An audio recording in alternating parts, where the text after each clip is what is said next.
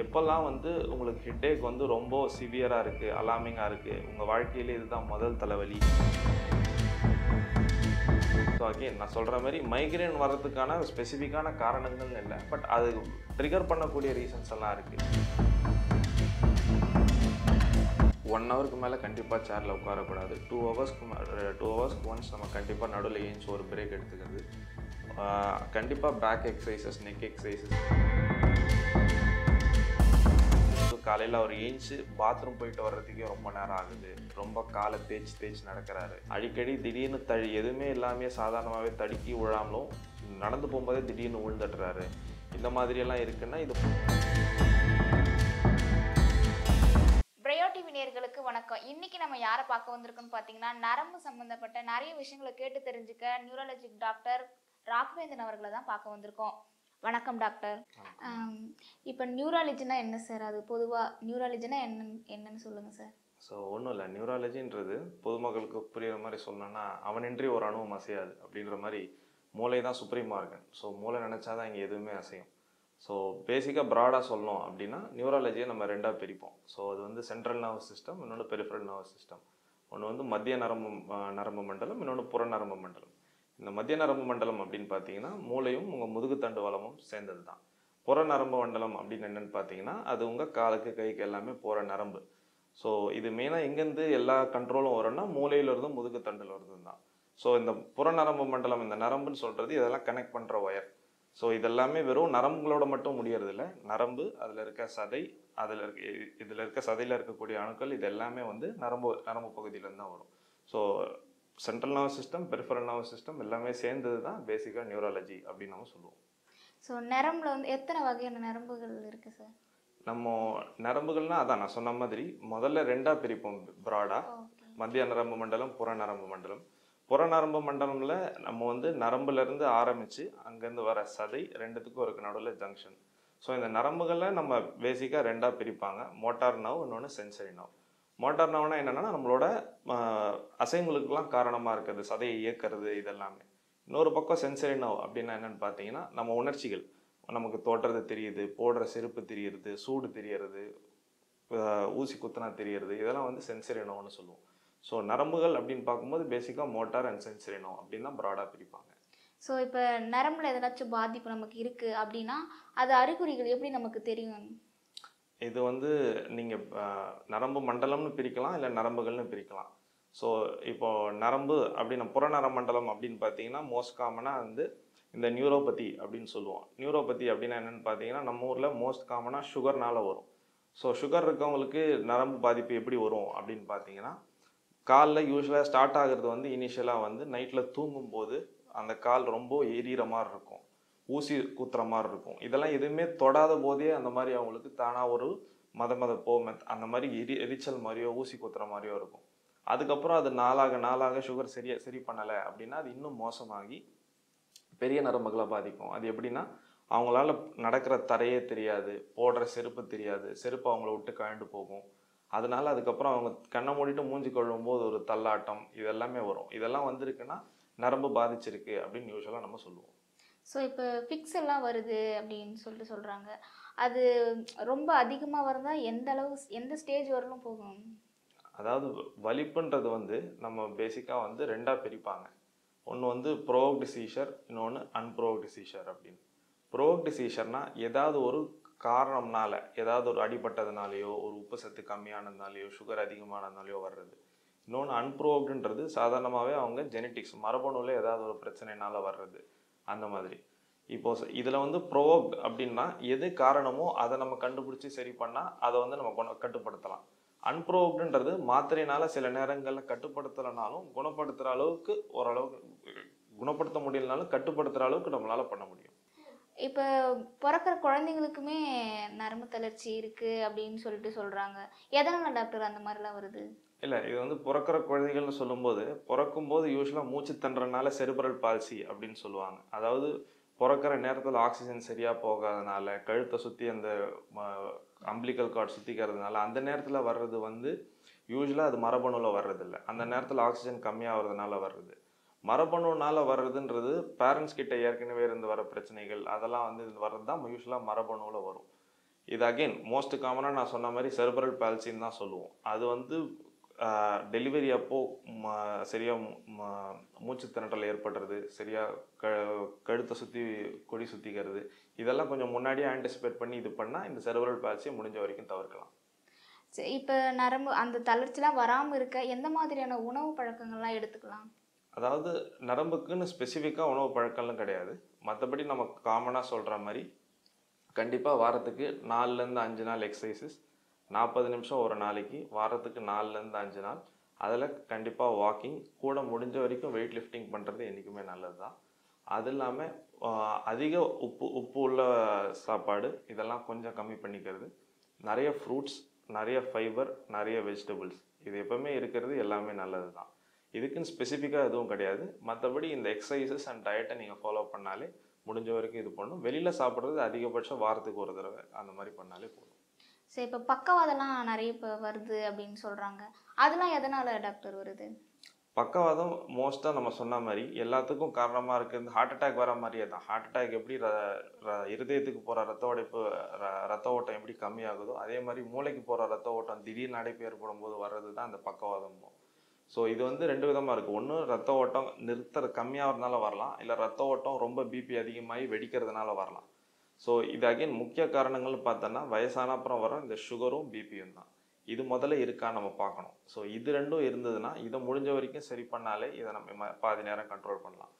சில பேருக்கு 20-30 வயசுலேயே சில பேருக்கு முன்னாடியே ஸ்ட்ரோக் வரும். அப்படி இருக்கவங்களுக்கு இந்த மாதிரி எந்த பிரச்சனைகளும் இல்லை அப்படின்னா அவங்களோட ரத்தத்துலேயே இயல்பாகவே அவங்க ரத்தம் கட்டுறதுக்கான தன்மைகள் அதிகமாக இருக்கலாம். ஸோ அப்படி இருக்கும்போது அந்த மாதிரி எதாவது இருந்ததுன்னா அதை கண்டுபிடிச்சி நம்ம அதுக்கேற்ற மாதிரி மாத்திரை கொடுத்து நம்ம சரி பண்ணலாம். பட் லைஃப் லாங் சாப்பிட்ற மாதிரி இருக்கும் அது. ஸோ இப்போ அடிக்கடி தலை வலிக்குது, கழுத்துலாம் வலிக்குது அப்படின்னு சொல்கிறாங்க. அதுக்கும் நரம்புக்கும் எதனா சம்மந்தம் இருக்கா டாக்டர்? மோஸ்ட் காமனாக வந்து ஹெட்டேக் வந்து டென்ஷன் டைப் இல்லை மைக்ரேன்னு தான் சொல்லுவோம். பட் எப்போல்லாம் வந்து உங்களுக்கு ஹெட்டேக் வந்து ரொம்ப சிவியராக இருக்குது, அலார்மிங்காக இருக்குது, உங்கள் வாழ்க்கையிலே இதுதான் முதல் தலைவலி, தலைவலி கூட கண் பார்வை மங்கிறது, வாந்தி வர மாதிரி இருக்குது, கண் பார்வையோட வலிப்பு வருது, இந்த மாதிரிலாம் உங்களுக்கு வருதுன்னா கண்டிப்பாக நீங்கள் உங்கள் மருத்துவரை முதல்ல போய் பார்க்கணும். இல்லை உங்களுக்கு தலைவலி பல வருஷமாக வந்துக்கிட்டு இருக்குது, அடிக்கடி வருது, ஆனாலும் உங்களுக்கு சரியாகலை அப்படின்னா உங்களுக்கு மைக்ரேன் அந்த மாதிரி ஏதாவது ஒரு ப்ரைமரி ஹெட்டேக்குன்னு சொல்லக்கூடிய ஒரு தலைவலிகள் இருக்கும். ஸோ நீங்கள் அந்த மாதிரி தலைவலிகளுக்கு கரெக்டான மாத்திரையை கண்டுபிடிச்சி நீங்கள் இதெல்லாம் பண்ணிங்கனாலே உங்கள் தலைவலி எல்லாமே சரியாயிடும். ஆனால் இப்போ சின்ன பசங்களுக்குமே எனக்கு தலைவலிக்குது அப்படின்னு சொல்கிறாங்க. அதுக்கும் இதுக்கும் சம்மந்தம் இருக்கா டாக்டர்? இருக்கலாம். யூஸ்வலாக மைக்ரேன்னு சொல்லக்கூடிய அந்த தலைவலி இப்போ டீனேஜ்லேருந்து ஆரம்பிக்குமே. ஒரு 10லேருந்து 12 வயசுலேருந்து ஆரம்பித்து சுமார் 40 வயசு வரைக்கும் எப்போ வேணாலும் இந்த மைக்ரேன் வரலாம். ஸோ அகெயின் நான் சொல்கிற மாதிரி மைக்ரேன் வர்றதுக்கான ஸ்பெசிஃபிக்கான காரணங்கள்னு இல்லை, பட் அது ட்ரிகர் பண்ணக்கூடிய ரீசன்ஸ் எல்லாம் இருக்குது. வெயிலில் போகிறது, தண்ணி குடிக்காமல் இருக்கிறது, சாப்பிடாமல் இருக்கிறது, பசியில் இருக்கிறது, சில பேருக்கு ஏதாவது ஒரு ஸ்மெல்லை பார்த்தாலே வரும், அந்த மாதிரிலாம் இருக்குது. ஸோ இதெல்லாம் முடிஞ்ச வரைக்கும் நம்ம டீஹைட்ரேஷனை கம்மி பண்ணி இதெல்லாம் உங்களால் தடுக்க முடியலனாலும் கம்மி பண்ணலாம். ஃபார் எக்ஸாம்பிள் நீங்கள் வெளியில் வெயிலுக்கு போகிறீங்கன்னா கொடை எடுத்துகிட்டு போகலாம், நிறைய தண்ணி குடிச்சிட்டு போகலாம், டைமுக்கு சாப்பிட்றது, இதெல்லாம் பண்ணாலே முடிஞ்ச வரைக்கும் இந்த மைக்ரேனுக்கான அட்டாக்ஸ் வரக்கூடிய அளவை நம்ம கம்மி பண்ணலாம். ஸோ இப்போ நம்ம உடம்புலே ரொம்ப முக்கியமாக இந்த நரம்பு இது ஆயிடுச்சு, பாதிப்பாயிடுச்சு, இது ஃப்ரீ பண்ணவே முடியாது அப்படின்றதுனா அது எந்த மாதிரியான நரம்பு? இல்லை, அது எல்லா நரம்புமே அந்த மாதிரி தான். பட் அந்த மாதிரி ஒன்று ஸ்பெசிஃபிக்காக நம்ம சொல்ல முடியாது. பட் யூஸ்வலாக இது எல்லாமே நம்மளால் இதை தடுக்க முடியலனாலும் தள்ளி போடலாம். ஃபார் எக்ஸாம்பிள் மோஸ்ட் காமனாக ஞாபக மறதின்னு சொல்லக்கூடியது உலகத்திலேயே மோஸ்ட் காமனாக நம்ம அல்சைமர்ஸ் அந்த மாதிரி தான் சொல்லுவோம். இந்த அல்சைமர்ஸ்ன்றது கண்டிப்பாக குணப்படுத்த முடியுமா அப்படின்னு கேட்டிங்கன்னா குணப்படுத்த முடியாது தான். பட் அது வர்றதுக்கு முன்னாடிக்கான எல்லா முன்னெச்சரிக்கை நடவடிக்கைகள் நம்ம பண்ணோம்னா நமக்கு சாதாரணமாக வர அல்சைமர்ஸ் வர மாதிரி இருக்குன்னா அதை தள்ளி போடலாம். அதுதான் நம்ம பண்ண முடியும். சார், அல்சைமர் வர என்னென்ன அறிகுறிலாம் இருக்குது சார்? ஸோ அல்சைமர்ஸ் பார்த்தீங்கன்னா யூஸ்வலாக வயது அதிகமாக உள்ளவங்களுக்கு தான் வரும். சாதாரணமாக வரக்கூடிய வயது வந்து ஒரு 70லேருந்து 80 வயசு வரைக்கும். பட் 60 வயசில் வரக்கூடாதுன்னு இல்லை, 60 வயசில் இருக்கவங்களுக்கும் வரலாம். ஸோ அது முன்னாடியே நம்ம அல்சைமர்ஸ் வந்துச்சு அப்படின்னு நம்ம சொல்லிடுவோம். ஸோ அல்சைமர்ஸ் எப்படின்னு பார்த்தீங்கன்னா முக்கியமாக உங்களோட ஞாபகங்களை அஃபெக்ட் பண்ணும். உங்களோட அன்றாட வாழ்க்கைக்கான தேவைகள் எல்லாமே வந்து அது பாதிக்கும். ஃபார் எக்ஸாம்பிள் அவங்க வந்து வழக்கமாக இந்த பொருள் வச்சுட்டு தேடுறது, அதுக்கப்புறம் பில்லு கட்ட வேண்டிய நேரத்தில் கட்ட மறந்துடுறது, அடுத்து முக்கியமாக சொல்ல போனோன்னா அவங்க பஸ்லேருந்து இறங்கி வரும்போது வீட்டிலேருந்து வழி தவறி போகிறது, இதெல்லாமே யூஸ்வலாக அல்சைமர்ஸ் இப்படி தான் ஸ்டார்ட் ஆகும்.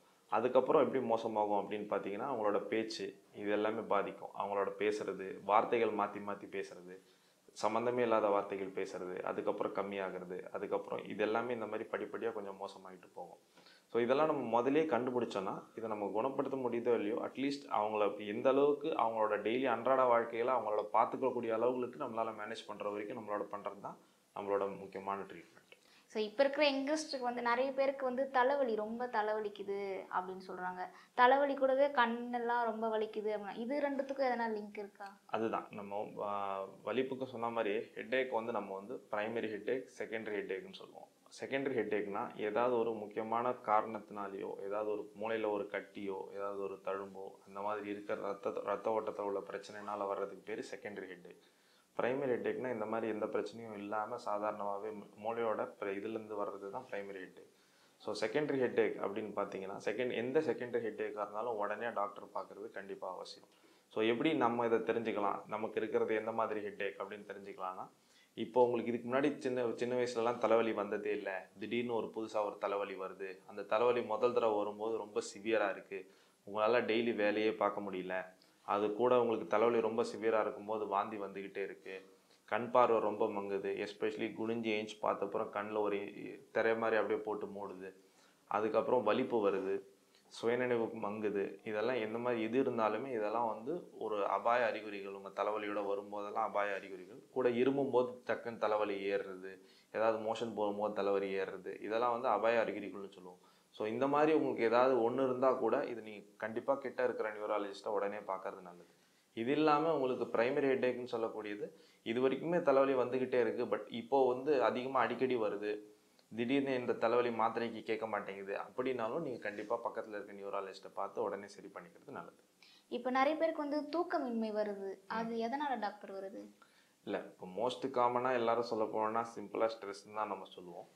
பட் இது முக்கியமாக ஸ்ட்ரெஸ்ஸை விட முக்கியமான விஷயம் என்னன்னு பார்த்தீங்கன்னா, நம்ம தூங்குறதுக்கான கரெக்டான சர்க்கம்ஸ்டான்சஸ் நம்ம அதுக்கான ஏற்படுத்தி கொடுக்கலன்றது தான் உண்மை. ஃபார் எக்ஸாம்பிள் ஸ்லீப்பில் முதல்ல நம்ம சொல்கிறது வந்து ஸ்லீப் ஹைஜீன். ஸ்லீப் ஹைஜீன்னா என்னன்னு பார்த்தீங்கன்னா, நம்ம கண்டிப்பாக சாப்பிட்டுட்டு ஒரு 1 hour கழிச்சு தான் தூங்க போகணும். அதுவும் early to bed early to rise மாதிரி தான். ஸோ படுக்கிற இடம் வந்து தூங்குற இடம் வந்து கண்டிப்பாக நல்ல இருட்டாக இருக்கணும், ரொம்ப வெளிச்சம் இருக்கக்கூடாது. பெட்ரூமில் கண்டிப்பாக டிவி அந்த மாதிரி எலக்ட்ரானிக் கேஜெட்ஸ் இருக்கவே கூடாது. நம்ம படுத்ததுக்கப்புறம் செல்ஃபோன், மொபைல், டேப்லெட்ஸ் இந்த மாதிரி எதையுமே யூஸ் பண்ணக்கூடாது.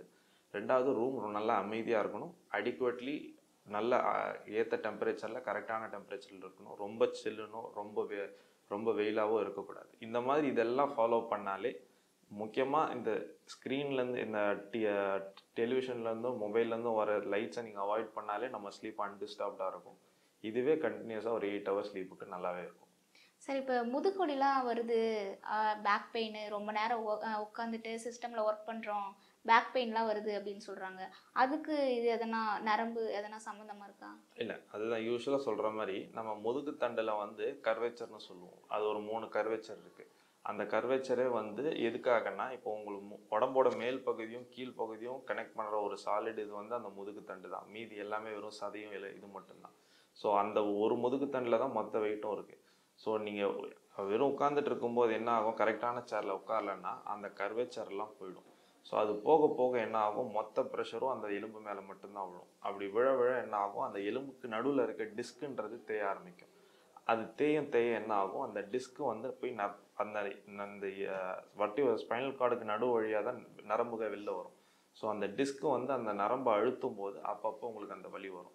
ஸோ அகெயின் இது எப்படி நம்ம சரி பண்ணலாம் அப்படின்னு பார்த்தீங்கன்னா, 1 hourக்கு மேலே கண்டிப்பாக சேரில் உட்காரக்கூடாது. 2 ஹவர்ஸ்க்கு ஒன்ஸ் நம்ம கண்டிப்பாக நடுவில் ஏஞ்சி ஒரு பிரேக் எடுத்துக்கிறது. கண்டிப்பாக பேக் எக்ஸசைசஸ், நெக் எக்ஸசைசஸ் இதெல்லாம் ரெகுலராக பண்ணிக்கிட்டு இருந்தால் நம்ம இந்த தேய்மானத்தை முடிஞ்ச வரைக்கும் தள்ளி போடலாம். ஸோ இப்போ நிறைய பேர் நின்றுட்டே வேலை செய்வாங்க டாக்டர், 8 hours அந்த மாதிரி. அவங்களுக்குலாம் அந்த நரம்பு சுருட்டிக்குது, எனக்கு கால் தூங்கும் போது இழுக்குது அப்படின்லாம் சொல்கிறாங்க. அதுக்கு எதனா இருக்கா? இல்லை, அதான் நின்றுக்கிட்டே வேலை செய்யறதுனாலையும் பிரச்சனைகள் இருக்குது. ஃபார் எக்ஸாம்பிள் நீங்கள் சொன்ன மாதிரி அந்த நரம்பு சுருட்டிக்கிறதுன்றது வந்து வேரிகோஸ் வெயின். அது வந்து நரம்பை விட ரத்த குழாய் தான். அது ரத்த குழாயினால என்ன ஆகும்னா, நின்றுக்கிட்டே இருக்கிறதுனால கீழேருந்து பிளட்டு மேலே திரும்ப ஹார்ட்டுக்கு ரிட்டர்ன் வராது. அப்படி இருக்கும்போது என்ன ஆகும், அந்த பிளட்டெல்லாம் அந்த ரத்த குழாயில் தங்க அப்படியே நின்றுடும். அது வேரிகோஸ் வெயின்னு சொல்லுவோம். ஸோ அதுக்கு யூஸ்வலாக என்ன ஆகும், நம்ம ரொம்ப நேரம் நிற்கிறோன்னா அந்த ஸ்டாக்கிங்ஸ் அந்த மாதிரி இதெல்லாம் போட்டுக்கலாம். பட் மற்ற நேரம் தூங்கும்போது கால் இழுக்குது அப்படின்னு சொல்கிறது யூஸ்வலாக கிராம்ஸ்ன்னு சொல்லுவோம். அந்த கிராம்ஸ்ன்றது வந்து ரொம்ப பெயின்ஃபுல்லாக இருக்கும். பட் அது மோஸ்ட் ஆஃப் த டைம் பயப்படுற மாதிரி எதுவும் இல்லை. அது ஒரு டீஹைட்ரேஷனால் வர்றது தான். நம்மளுக்கு அடிக்கட்டாக தண்ணியோ நீர் சத்தோ சரியில்லாமல் இருக்கிறது. இன்னொரு பக்கம் முக்கியமான காரணம் மெக்னீஷியம் டெஃபிஷியன்சின்னு சொல்லுவோம். ஸோ இந்த மெக்னீஷியம் குறைபாடு இருந்தாலும் இந்த மாதிரி கிராம்ஸ் அடிக்கடி வரும். இது நம்ம எதனால நம்ம பார்த்து அதுக்கேற்ற சப்ளிமெண்ட் மெக்னீஷியமோ தண்ணியோ அதுக்கேற்ற மாதிரி சப்ளிமெண்ட் பண்ணாலே இது சரியாயிடும். Okay doctor. நரம்பு தளர்ச்சினா என்ன டாக்டர்? இல்லை, நரம்பு தளர்ச்சின்றது நம்ம ஊரில் பொதுவாக எல்லாரும் சொல்கிறது. பட் யூஸ்வலாக வயசானவங்களுக்கு இந்த நரம்பு தளர்ச்சின்றது இந்த கை நடுக்கம் தான் சொல்லுவோம். இந்த கை நடுக்கத்துக்கு முக்கியமாக 2 காரணங்கள் சொல்லுவோம். ஒன்று வந்து நம்ம எசென்ஷியல் ட்ரெமர்னு சொல்லுவோம். இன்னொன்று மோஸ்ட் காமனாக பார்க்கின்சன்னு சொல்லுவோம். ஸோ இந்த எசென்ஷியல் ட்ரெமர் அண்ட் பார்க்கின்சன் தான் இந்த கை நடுக்கிறதுக்கான முக்கியமான 2 காரணங்கள். பார்க்கின்சன் எப்படிலாம் கண்டுபிடிக்கலாம் அப்படின்னு பார்த்தீங்கன்னா, அகெயின் மோஸ்ட் காமனாக அது வயது முதியவங்களுக்கு தான் வரும். 40-50 வயசுக்கு மேலே தான் வரும். கை நடுக்கும் யூஸ்வலாக ஒரு கையில் ஆரம்பிக்கலாம், சில நேரங்களில் 2 கையிலையும் ஆரம்பிக்கலாம். பட் அந்த ஒரு கையில் எப்பவுமே ஆரம்பித்து அது நீங்கள் இப்போ ஒரு சாதாரணமாக மற்றவங்க எப்போ கண்டுபிடிக்கலாம் அப்படின்னா, ஒரு ஜென்ரலாக ஒருத்தர் செய்கிற எல்லா வேலையிலையும் ஒருத்தர் ரொம்ப ஸ்லோவாகிட்டார். ஃபார் எக்ஸாம்பிள் காலையில் அவர் ஏஞ்சி பாத்ரூம் போயிட்டு வர்றதுக்கே ரொம்ப நேரம் ஆகுது, ரொம்ப காலை தேய்ச்சி நடக்கிறாரு, அடிக்கடி திடீர்னு எதுவுமே இல்லாமல் சாதாரணமாகவே தடுக்கி விழாமலும் நடந்து போகும்போதே திடீர்னு விழுந்துடுறாரு. இந்த மாதிரியெல்லாம் இருக்குன்னா இது பார்க்கின்சனுக்கு உண்டான இது சம்மந்தமாக இருக்குது அப்படின்னு நீங்கள் கன்சிடர் பண்ணி கண்டிப்பாக பக்கத்தில் இருக்க நியூராலஜிஸ்ட் இது பண்ணலாம். ஏன் சொல்கிறேன்னா, இதெல்லாம் மாத்திரை போட்டால் நல்லாவே இம்ப்ரூவ் பண்ணலாம். பார்க்கின்சன் கம்ப்ளீட்டாக க்யூர் பண்ண முடியலனாலும் நம்ம மாத்திரை போடுற வரைக்கும் இந்த பிரச்சனைகள்லாம் நம்மளுக்கு தெரியாது. ஸோ அது முடிஞ்ச வரைக்கும் கண்ட்ரோல் பண்ணியிருக்க வரைக்கும் அவங்களோட டெய்லி ஆக்டிவிட்டீஸை பார்த்துக்க முடியும். அதே மாதிரி தான் முன்னாடி இருக்கிற வயசில் வரவங்களுக்கு எசென்ஷியல் ட்ரெமர்னு சொல்லக்கூடியது. அது வந்து அவங்க தண்ணி குடிக்கும்போது கை நடுங்கும், வாயிலேருந்து இப்போ தண்ணி குடிக்கும்போது ரொம்ப சிந்துறது, எந்த பொருள் எடுத்தாலும் கை நடுங்கிறது, தட்டை கையில் வச்சுருக்க முடியல, இப்படி இருக்கவங்களுக்கும் அதர் மோஸ்ட் காமனாக எசென்ஷியல் ட்ரெமர்னு சொல்லுவோம். இந்த எசென்ஷியல் ட்ரெமருமே நல்லா மாத்திரைக்கு நல்லாவே கேட்கும். ஸோ இது மாத்திரை போட நல்லாவே செட்டில் பண்ணலாம். இப்போ நர்வஸுக்கும் தசை வலிக்கும் எதனா சம்மந்தம் இருக்கா டாக்டர்? அதுக்கான தீர்வு என்ன? இல்லை, அது எல்லா சதை வலிக்கும் நம்ம வந்து கனெக்ஷன் இருக்கான்னு நம்ம சொல்கிறது கஷ்டம். பட் 2-3 முக்கியமான காரணங்கள் இருக்குது. ஃபார் எக்ஸாம்பிள், நரம்பு தான் போய் சதையை வந்து சப்ளை பண்ணணுமே. ஸோ நரம்பு பாதிக்கப்பட்டதுன்னா கண்டிப்பாக அது சதை வலிலையும் வர்றதுக்கான வாய்ப்புகள் இருக்குது. ஃபார் மோஸ்ட் காமனாக வந்து நம்ம எல்லா வயது பெண்களுக்கு வந்து நம்ம சொல்கிறது இந்த கார்பல் டனல்னு சொல்லுவோம். இந்த கைக்கு வந்து போகக்கூடிய நரம்பு இந்த கார்பல் டனல் இந்த எலும்புக்கு மேலே போய் தான் அந்த மற்ற சதைங்களை சப்ளை பண்ணும்.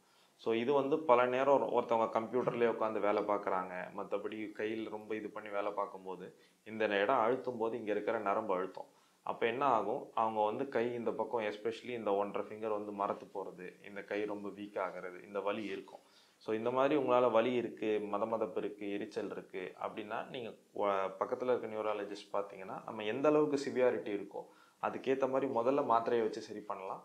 அப்படி இல்லையா ஒரு சின்ன அறுவை சிகிச்சை மூலயமா அந்த நரம்பை நம்ம ரிலீஸ் பண்ணாலே இது எல்லாமே சரி பண்ணலாம். ஸோ இப்போ நிறைய நேரம் இப்போ சும்மா உட்காந்தாலே கொஞ்சம் ஒரு 5 மினிட்ஸ் உட்காந்தாலே கால் மரத்து போகுது அப்படின்றாங்க, அதுக்கெலாம் என்ன? இல்லை, அதுதான் யூஸ்வலாக இது ரொம்ப நேரம் ஒரு இடத்துல இருந்து மரத்து போகிறதுன்றது இயல்பாக வர்றது தான், அதை பற்றி ஒன்றும் பிரச்சனை இல்லை. பட் அடிக்கடி உங்களுக்கு வந்துக்கிட்டே இருக்குது, திடீர்னு உங்களால் 5 நிமிஷம் கூட உட்காந்துட்டு ஏஞ்சி போக முடியல, அந்த மாதிரி இருக்குன்னா நீங்கள் கண்டிப்பாக பக்கத்தில் இருக்கிற நரம்பு டாக்டரை பார்க்குறது நல்லது. ஏன்னா அது நரம்புலேயே வேறு ஏதாவது பிரச்சனை இருக்கான்றதை நம்ம ஸ்கேன் பண்ணி தான் கண்டுபிடிக்கும். இப்போ நியூராலஜிக்கெலாம் என்னென்ன ட்ரீட்மெண்ட் இருக்குது, அதுக்கான ஸ்பெசிஃபிக்காக எதனா டெக்னாலஜி வந்திருக்கா டாக்டர்? கண்டிப்பாக நியூராலஜி வந்து 20 வருஷத்துக்கு முன்னாடி இப்போ இருந்ததுக்கும் இப்போக்கும் ரொம்ப வித்தியாசமாக ரொம்ப எக்கச்சக்க வளர்ச்சி அடைஞ்சிருச்சு.